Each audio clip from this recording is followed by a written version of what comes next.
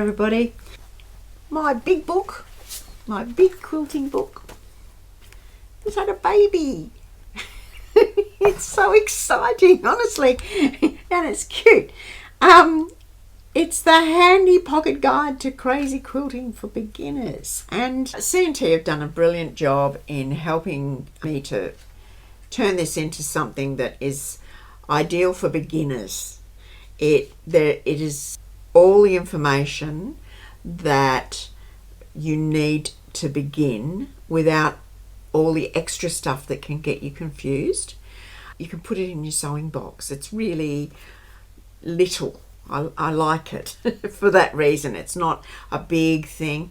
It makes an ideal gift for your sewing friends. I know I have a sewing group, and every year I'm thinking about what to do for Christmas or whatever. You know, it makes an ideal gift, birthday gift for a sewing buddy, something like that. And yet it's a very useful little book. It has all your basic information that you need to begin crazy quilting. It has enough eye candy to get you stimulated and excited about what you're sewing. And it has some basic stitches at the back, and they've kept all my handy tips.